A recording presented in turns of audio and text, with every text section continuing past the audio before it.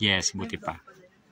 Okay, good afternoon and welcome to sa Pottery. Ako po si Ardeth. I'm one among the workers here.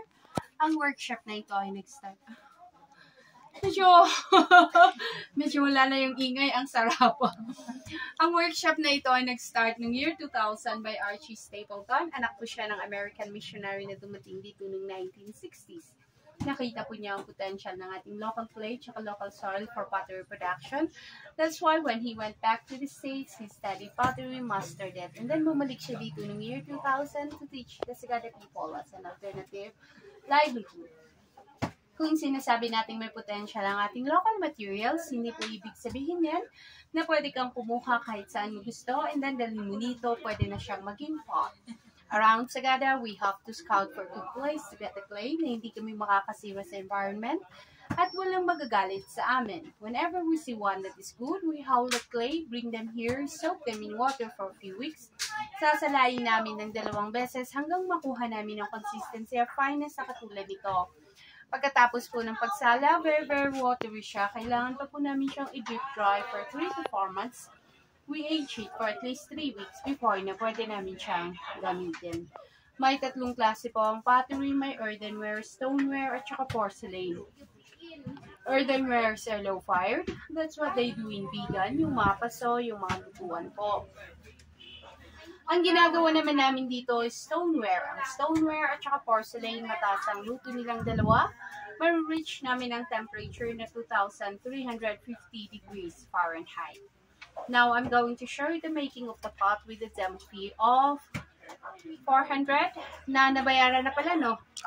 At kung may gustong mag-try, 100 per head. Okay? Play with pressure from my both hands, and I have to go with the speed of the wheel.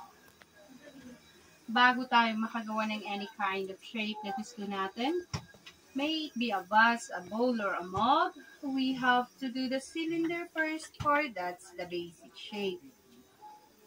So, to do the cylinder,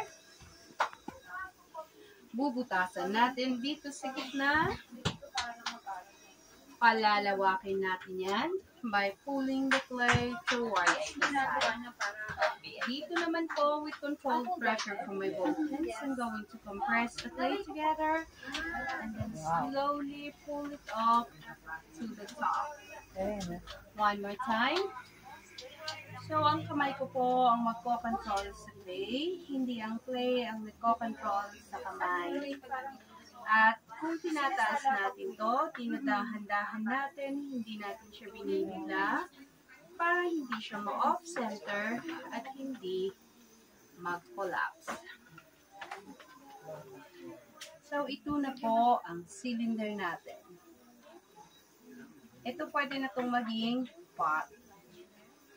But we are going to reshape this for us to see how far the clay goes. So, ang gagawin ko, dito sa pinakailalim, I'm going to push it outwards slowly. While pushing, I'm pulling my hands up. Wow. I'm supporting my left hand with my right hand outside. Dito naman po sa gitna, I'm going to push it inwards, slowly pull it up, and then push it outwards at the top para po makagawa tayo ng flower vase. So, pwede pa po natin siyang paseksihin by pushing and pulling the clay up to the top. At kung gusto naman natin itong maging water container, we can just put a spout like that. So, ang ginagawa namin dito, ini-air dry namin siya for 5 days. After 5 days of air drying, kapag leather dry na po siya, babalikan namin siya, trim namin ang bottom niya, lalagyan namin ng handle niya. Doon din ang time na maglagay kami ng any kind of decorations that we want to enhance the beauty. And then we air dry it again for a month. We cook it in the oven for 12 hours of firing. We have to wait for the oven to cool down in 2 days. We come back, bring out the pieces, then a-applyan na namin siya ng glazes. Yung glazes po, yan po nagbibigay kulay at kintab sa kanya.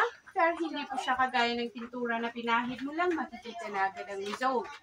Kailangan po siyang iluto ulit for another 15 to 18 hours bago lalabas ang kagandahan ng each piece. They are very good for food containers, they are microwavable, and of course, the color doesn't fade.